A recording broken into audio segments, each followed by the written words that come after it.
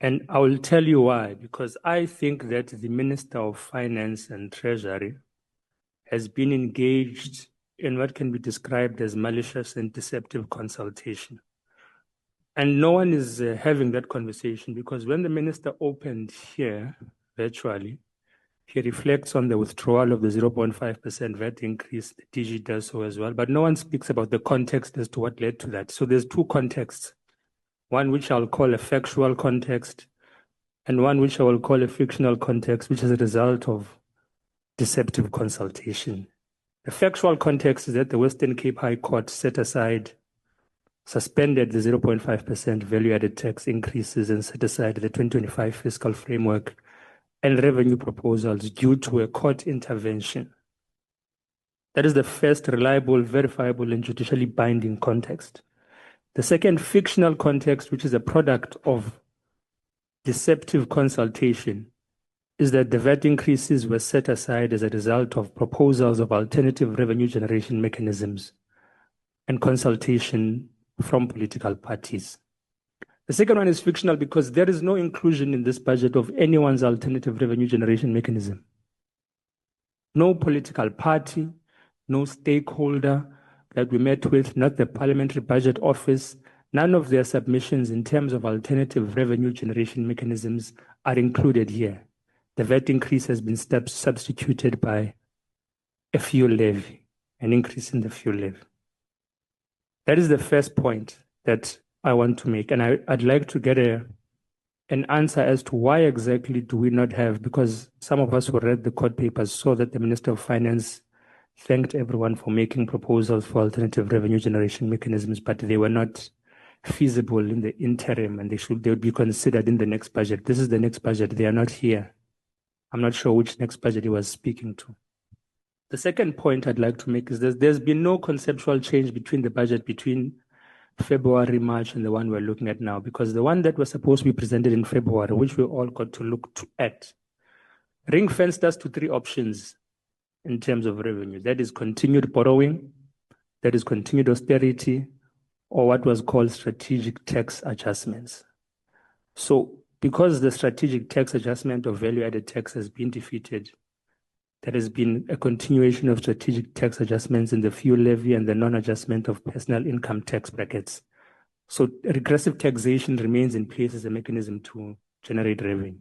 But you didn't leave it there. You combine it with austerity in the same way that the Treasurer General of the EFF has described, that your expenditure is not in line with inflation, and that you're also making numerical cuts to specific departments, basic education, health, defense, community services as well.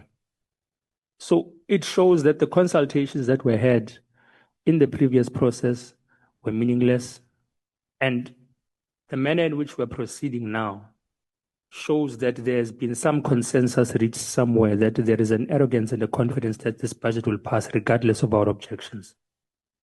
Because the EFF was not consulted, and if there was broader-based consultation with political parties based on lessons learned from the past process, it would have been evident that we would oppose a fuel levy. It would have been extremely evident. So those are some of the issues that we'd like to raise, and we'd want answers to where are the alternative revenue generation mechanisms which were claimed to have led to the scrapping of the VAT increases, and why is there no adjustment to personal income tax brackets to protect our people from bracket creep? The third issue I think I'd like to raise relates to the Division of Revenue Bill. We sat within the Standing Committee on Appropriations with the Honorable Maiman as well, and made proposals of adjustments that need to be made in terms of the equitable share. And that related to the fact that the allocation to local government, which is substantially less, and I hear now it's 9.7%, an increase from 9.5%, which is not going to be helpful as well, is that local government is at the cold face of service delivery, yet it continues to receive the least allocation. And this is based on the assumptions that municipalities will be inherently resilient because they will generate revenue from paying of water and property rates. But it doesn't take into consideration that the resilience of local municipalities depends on apartheid spatial planning. So you cannot compare a rural and township municipality that is dominated by unemployed or low-wage people to a suburb and compare that resilience and say that municipalities should inherently all be resilient and be able to generate their own self-sustainable revenue. That was one of the logics that we said should underpin an increased allocation of money to local government sphere as opposed to the national government sphere. That is not reflected anywhere here.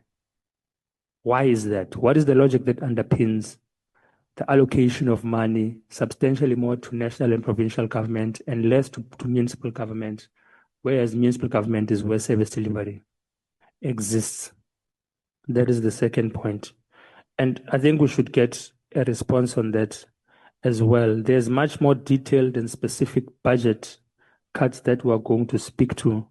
But I think those are the two areas that we must speak to as well. I think lastly, the growth forecast has been revised down to 1.4%. Predictably, because the last time we met here as well, we said that the growth forecast mechanisms of National Treasury are not reliable. And now we're beginning to suspect that you just overestimate your growth forecast to assure markets, but also to justify austerity, so that at the end of the year, you expect to generate an amount of revenue based on the growth forecast. Then you always revise it down when the time comes and austerity has already been implemented.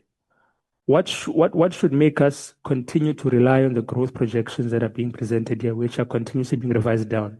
The last one was 1.8% when we met. It's now 1.4%. The International Monetary Fund expects South Africa's growth projection to be at 1%, if not less. So who must we rely on? Why is the modeling of National Treasury inconsistent with global institutions and economic institutes with experts? Where are the inconsistencies? So I think we are revisiting some of these conversations, and the chair spoke to that perhaps we've had some of them in the previous budget, but there's change in context and there's change in figures. So I think it's important that we speak to that as well. I think I'll leave it there, Chair, for now. Thank you. Thank you, Honorable Thambo.